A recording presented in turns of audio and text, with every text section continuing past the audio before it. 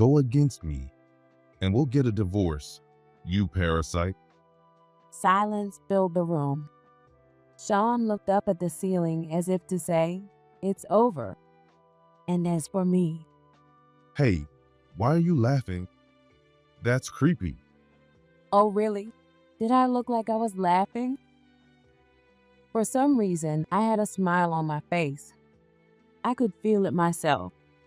My cheeks were twitching, and I knew exactly what kind of intense emotion was lurking behind that smile. Without saying a word, I stood up and handed Greg the paper I had hidden on the shelf. No, I let it flutter down from above his head. The moment it caught his eye, Greg's face changed color. Hey, this. Yeah, let's go ahead and divorce. I've already moved into $1 million mansion. At that moment, Greg's face looked like he'd been hit with a ton of bricks. Slowly, he repeated the word I had just said. $1 million? My name is Kate Johnson. I'm 57 years old, a housewife.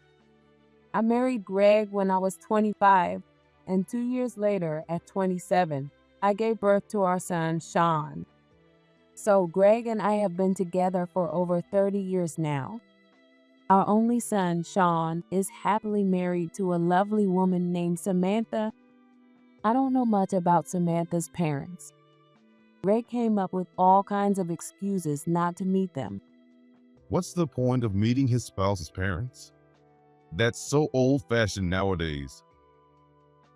Apparently, Samantha's father is the CEO of a company, and Greg, being just an employee, must have felt inferior, which is why he stubbornly refused to meet him. Sean got married at the same age I did, at 25. He and Samantha have now been married for 5 years. During that time, Samantha's mother passed away. Her funeral was held for family only, as per their wishes. Sean attended, and I prayed for Samantha's mother from afar. Though Sean and Samantha have only been married for 5 years, they already have 5 children. Their eldest are boy-girl twins, born at the same time they got married, so they're now 5 years old. Next is their daughter, who's 4, then their second son, who's 2, and recently they had their third son, just a newborn. It's rare to see a couple with so many children these days. As for me, my grandchildren mean the world to me, and each time I heard news of a new birth, I was overjoyed. But Greg, acting as if it were someone else's business, only ever said, "Oh, is that so?" Now, one day. We're looking forward to staying with you. Wait, what? Suddenly, Sean's entire family showed up at our house. But Sean isn't the type to drop by unannounced like this. Samantha even brought a gift, which made it clear. Greg must have done something behind my back. Suppressing the urge to sigh, I invited the 7 of them inside. Our house isn't very big. We built it when I was 40, and we're still paying off the mortgage. We designed it with our retirement in mind, so there aren't many rooms. For now, I decided to let Sean and his family use the 2 rooms upstairs. Samantha seemed worried. She must have noticed the serious look on my face and sensed something was wrong. I quickly put her at ease. "Samantha, I love having you and your kids here, so of course you're welcome.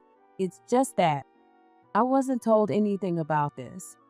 You guys didn't do anything wrong, so make yourselves at home for now. I'll bring some snacks up for the kids in a bit." Samantha hesitantly thanked me.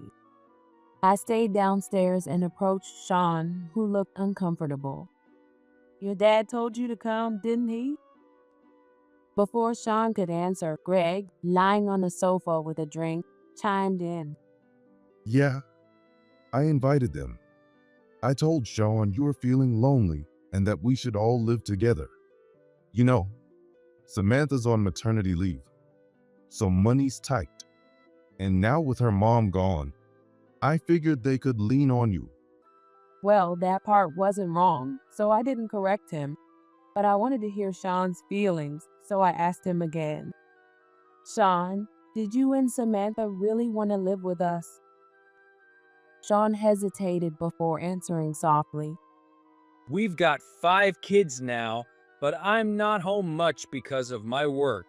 When Samantha heard about this from Dad, she said if it was okay with the two of you, she'd be willing to live together. The apartment we're in has gotten really cramped, and on top of that, the local government told us we need to move because of a new development. It seemed like the timing worked out for them. I understand. If you and Samantha are fine with it, then I have no problem. Let me just have a word with Greg. Could you head upstairs and wait for me? Sean looked apologetic for a moment, but he did as I asked and went upstairs. Once I heard the door close, I glared at Greg. Why did you invite them without asking me? Greg, unfazed, calmly responded. You would have just said no, right? You've become such a nagging old lady. Besides, I did them a favor. You should be grateful. You were lonely too, so it worked out, didn't it?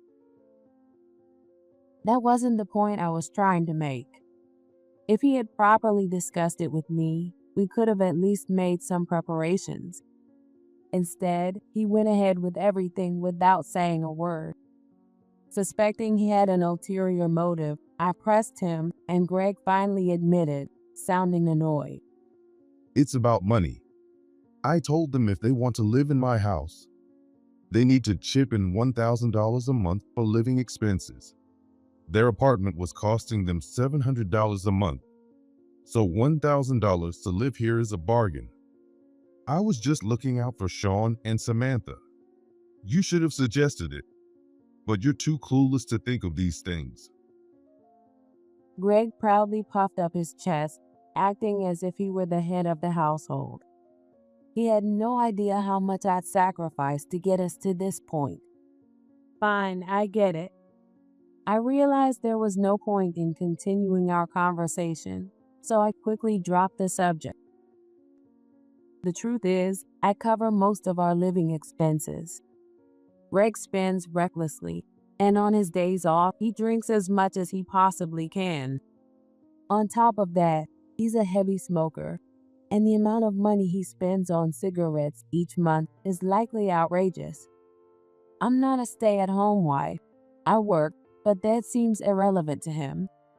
To him, being a man and working for a company automatically makes him the head of the household. That's all he wants to believe. Recently, he mentioned that his bonus was smaller due to the company's poor performance. But I'm sure it was still a decent amount. He just wants to spend more on alcohol, cigarettes, and his own entertainment. So, in his brilliant scheme, he decided to invite Sean and his family to live here so he could squeeze them for living expenses. Currently, Greg only pays the mortgage while I cover all the utility bills, groceries, and everything else. He's almost completely unaware of this reality. I almost let out a sigh at how ridiculous Greg was being, but then I looked at my grandchildren, and suddenly, none of it seemed to matter. If anything, I wanted to enjoy living with Sean and his family. So I decided to shift my mindset and make the most of it. 3 months had passed since Sean and his family moved in. It was a regular day off, and Greg was, as usual, drinking in the middle of the day. When he ran out, he yelled at me. Hey, I told you to keep the house stocked with booze. You're useless? That's why I can't stand having a good-for-nothing old lady like you around. Drunken Greg shouted at me, saying he had run out of alcohol. Even with Sean, Samantha, and especially our grandchildren present, he didn't care at all. His outbursts continued. A burden on society like you should at least show some respect to your husband. All you can do is like that to me because you're completely useless. Stop acting high and mighty when you barely even work.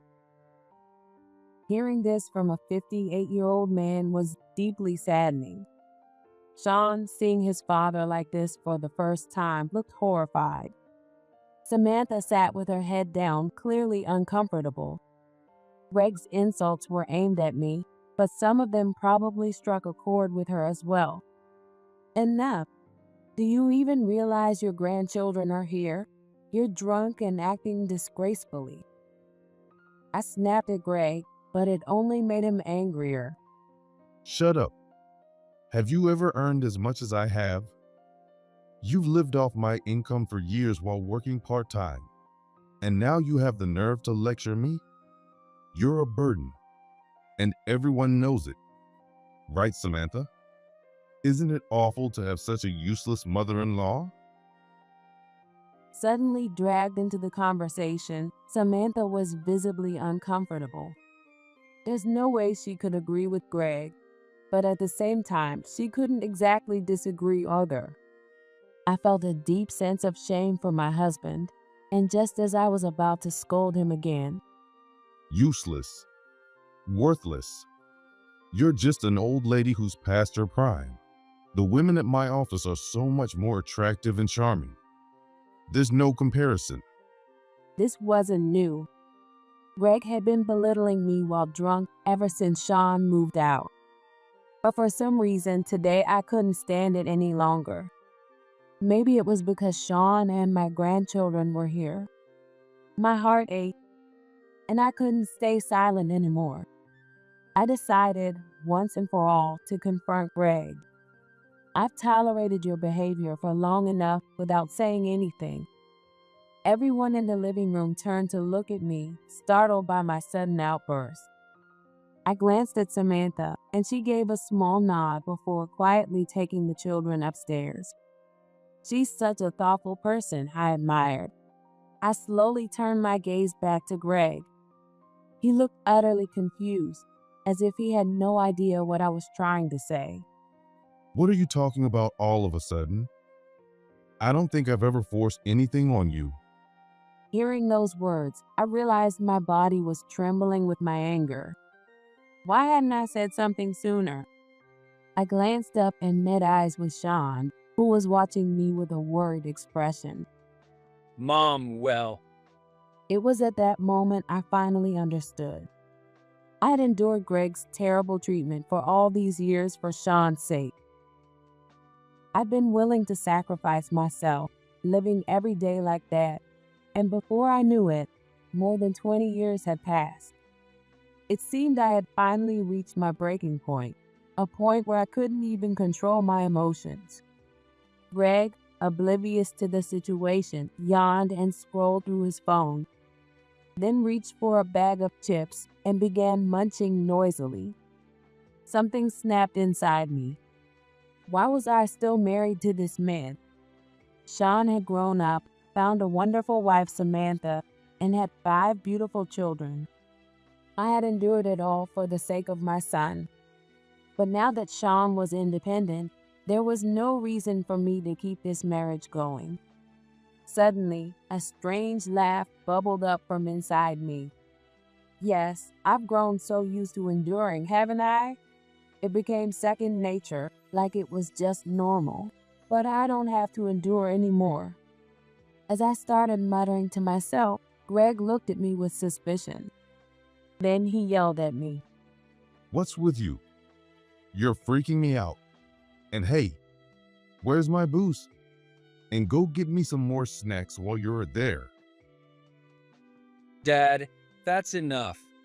Don't you understand the situation right now? Sean's voice didn't reach Greg, who was drunk and feeling bold. Then Greg said the one thing he should never have said. Go against me, and we'll get a divorce, you parasite. Silence fell over the room. Sean looked up at the ceiling as if to say, "It's over." And as for me, What? Why are you laughing? You're creeping me out. oh, really? Did I look like I was laughing? Somehow, I was smiling. I could feel it. My cheeks were twitching uncontrollably. and I knew exactly what kind of intense emotion was hiding behind that smile. Without a word, I stood up and handed Greg the paper I had hidden in the shelf. No, I let it flutter down over his head. As soon as it caught his eye, Greg's face changed. Hey, what's this? Fine, divorce it is. I've already moved into $1 million mansion. At that moment, Greg's face looked like he'd been hit by a ton of bricks. Slowly, he repeated the word I had just said. $1 million? I'd been wondering when to bring it up, but this was the perfect moment, one I'd never get again. So I raised my voice and said it again. You said if I go against you, we'll get divorced, right? You said you'd kick me out of this house, right? Because this house is in your name, after all. The one with the mortgage is still hanging over your house. Fine, I'll leave. I'll divorce you just like you wanted. I was shocked by how loud and deep my voice had become. Greg stood there, dumbfounded, staring at me in disbelief, as if his once submissive wife had suddenly transformed into someone else entirely. The silence stretched on, and finally he swallowed hard and yelled back. Have you lost your mind? You've been a stay-at-home wife under my care this whole time, with no value whatsoever. And now you're talking about $1 million? You don't even know the value of money, you idiot. He slammed his hand on the table, making a loud noise, as if trying to intimidate me. Don't you dare underestimate me. I slammed my hand down in the same way, and Greg flinched, his shoulders jerking as he blinked rapidly. Just as I was about to lose myself in my anger, Sean stepped between us. Calm down, Mom. Greg, seeing that Sean was trying to soothe me and not him, gave a smug, triumphant look. Look at that. How embarrassing. A woman over 50 getting calmed down by her son. What a joke. Clearly still drunk, Greg kept spouting nonsense, but Sean cut him off with a calm voice. I just said something because I'm worried about Mom. Greg's eyes widened in shock, as if Sean had just slapped him with those words. Sean continued.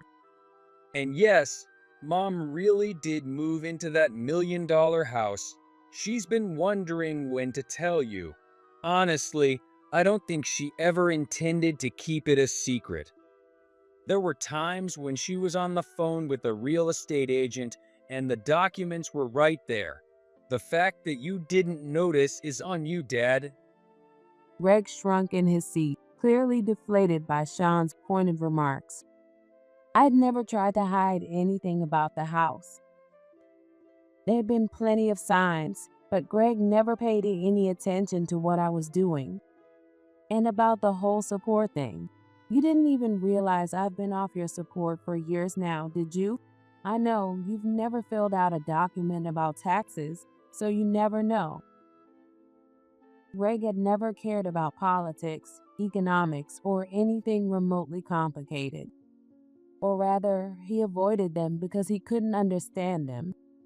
When Greg was younger, he worked at a company where taxes weren't automatically deducted, so he fell behind on paying his local taxes and health insurance. And when we got married, I found out about his debt and the unpaid bills, which I cleared up using my savings. I did it because I loved him, because I wanted to help him. Never in my wildest dreams did I think I'd be treated like this after over 30 years of marriage. If I'd known, I never would have married you, and I wouldn't have paid off your debt. But I can say it clearly now. The only person I really needed was Sean. I couldn't stand seeing Sean upset, so I went along with your controlling attitude. But it's all over now. With that, I let out everything I've been holding in for years. I loved you, so I paid off your debt. I loved you, so I paid for our entire wedding. I gave up my career to stay home because you wanted me to. And I endured all the cruel things you said. just so Sean could grow up in a stable home with both his parents. But today, with your behavior, I finally reached my limit. Greg's face twitched, his expression stiff. Wait a minute. Isn't this a little sudden? You're quick to lose your temper, so you probably don't get it. But people who don't normally get angry just bottle it up. Everyone has a breaking point. I've been holding back for years, enduring your mistreatment. But today, your actions finally pushed me over the edge. You know the saying, no use crying over spilled milk. Greg seemed to finally grasp the gravity of the situation, and he started to apologize. Wait. I'm sorry. I didn't realize I was pushing you this far. But can you explain something? $1 million? You don't have that kind of money. I thought for a moment that he might actually be remorseful, but of course, he was only interested in the money. I let out an exaggerated sigh and glanced over at Sean. Sean seemed to catch on and spoke to Greg, his tone tired and exasperated. Remember when Grandpa passed away 2 years ago and you didn't go to his funeral? Well, that was. That day, when Greg's father died, he dumped his responsibility of the funeral on me, saying he had an important business deal and couldn't take time off. He told me to just handle it.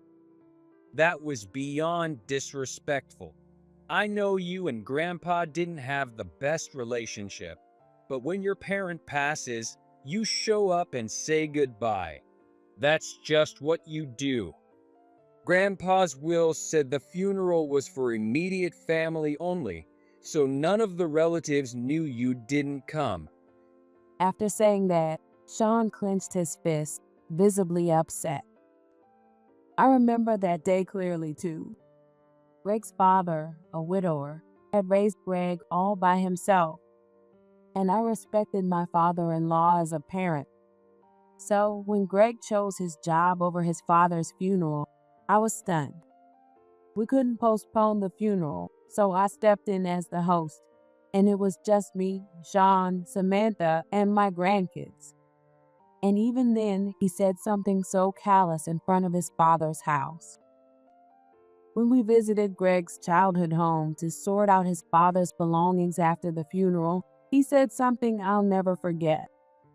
Hey, do you think I can sell my dad's old house? It was always about money with Greg. I was too shocked to even respond. But that's just the kind of man Greg was, completely oblivious to everything. By the way, what happened with the inheritance? I mean, if he lived in a dump like this, there probably wasn't much of anything left, right? There were no stories about him making a fortune or anything. You just handle it all for me, will you? I don't have the time or energy for that. After that, Greg never brought up his father again. When I sold the land where his father's house once stood and handed Greg the money, he was over the moon. But there's more to that story. Since you were so curious about the $1 million, let me explain. It has to do with your father's inheritance. At that, Greg's eyes widened in shock, and his body language became animated in a way I had never seen before. Wait, you're telling me my dad had that kind of inheritance? Why didn't anyone tell me? I'm his only heir. You forgot that you waived your right to the inheritance, didn't you? Greg's loud outburst suddenly quieted down, and he seemed deep in thought, as if struggling to remember. I sighed again and walked over to the shelf. This time, instead of the divorce papers, I pulled out a different document and handed it to him. As soon as Greg looked at it, a frown creased his brow. I think my dad's lawyer was. Yes, it was the lawyer your dad appointed. You do remember, don't you? You had no interest in the inheritance and left everything to me. But because you were still technically his heir, we discussed having you formally waive your inheritance rights just in case. Greg swallowed hard, clearly starting to recall the conversation. I I guess we did talk about that. But if I had known there was $1 million involved, I wouldn't have waived anything. I couldn't disagree with that. Greg, always so greedy when it came to money, would have clung to it if he'd known. But things were a bit different at that time, and Sean, who knew the full story, stepped in to fill in the gaps. Because Dad waived his inheritance rights, they passed to me. But Grandpa's will clearly stated that he wanted everything to go to Mom, as she was the one who took care of him. Mom went through a lot, you know? Sean was right. Greg had dumped all of his father's care on me, claiming it was the duty of a daughter-in-law. That's why I also waived my rights, respecting Grandpa's wishes. That's when Mom inherited everything. At the time, the only cash left was about $10,000. Greg's frown deepened even more. If there had only been $10,000, he must have been wondering where the $1 million came from. The truth lay in an unexpected place. Your father bought a house before he passed away. It was a designer house. He had a friend design it for him at a discounted price. But after your dad passed, the designer also passed away soon after. When that happened, the value of your dad's house skyrocketed. The designer had been famous in certain circles, and as word spread about the last home he ever designed, the man for it soared. The house became known as the final masterpiece of a renowned designer, and its value continued to climb. Although I had no immediate plans to sell it, real estate experts estimated its worth to be around $1 million. I had only researched the house out of curiosity because I kept receiving inquiries from people in the real estate world after word got out that I'd inherited it. After discussing it with a trusted friend in the industry, I decided not to sell and planned to move in. With Sean's family living with us, I had even considered passing the house on to him eventually. Then, as if he just had a brilliant idea, Greg suddenly spoke up. Wait, hold on. If I waive my rights without knowing, can I still make a claim for my portion? There's something called legitimate portion, right? Sean and I exchanged a knowing smile, which only seemed to frustrate Greg more. Sean spoke up, addressing him directly. Dad, you already received the money from selling the land where Grandpa's house was. Sean was right. You never bothered to learn about taxes or insurance, but when it comes to money coming in, you suddenly become an expert. We anticipated this. Back then, the designer was still alive, and your dad's house hadn't increased in value yet. The only assets were the $10,000 in cash and the land the house stood on. That was the entirety of the inheritance. My lawyer and me calculated everything. Just in case you tried to claim your legitimate portion later, we set aside your share and gave it to you back then. Sean, who works in a large company's legal department and is currently a paralegal, explained this to Greg, who still seemed unable to comprehend the situation. We calculated the value of the designer house at the time, sold the land where Grandpa's house stood, and determined how much you'd owe if you tried to claim your inheritance portion. It turned out to be exactly the same amount as the money you got from the land sale. That means you've already received your portion of the inheritance, Dad. So, no matter how much you complain now, there's nothing more for you to get. Greg's face went pale. He clearly hadn't expected that I had taken care of things so far in advance, 2 years ago. I knew exactly how Greg had spent those hundreds of thousands of dollars. I had kept quiet about it all this time, but now my patience was wearing thin, and everything I had bottled up began to spill over like a broken dam. You remember how, during your dad's funeral, You kept going on about work and business deals. The truth is, that was just an excuse. It overlapped with the time your mistress was giving birth, didn't it?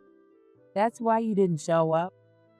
The next moment, Greg gasped and then sat down on the floor. You knew everything? You knew and you stayed silent? As I've said before, I had wanted to keep our family together. I had pretended not to know because I thought it was the best way to preserve what we had. But over time, the weight of my feelings built up without me realizing it, and my tolerance finally reached its limit.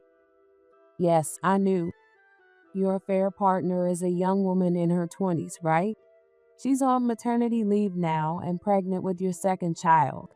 She's taking advantage of the company's benefits as a single mother, isn't she? I'm sure she's enjoying herself with that. I doubt the company has any idea you're the father of her children. And I hear your second baby is due soon. Did you think I didn't know? You also spent the money from selling the family land on her, didn't you? Greg's face twisted with guilt, as if a sound effect should have accompanied his uncomfortable expression. I didn't want to discuss this in front of Sean. After all, for me, that woman's child and the one she's about to have are complete strangers. But for Sean, they're technically half siblings. Yet Sean, much to my surprise, had grown into an admirable adult. Wow, I'm shocked, but honestly, I can't say I'm surprised, Dad. You always seemed capable of something like this. Mom, I'm so sorry. I can't imagine how much you've endured for my sake. I wish you had leaned on me more. I want to be here for you, just as you were always there for me. And as for what I just heard, I can't let that slide, Dad. Isn't that right, Samantha?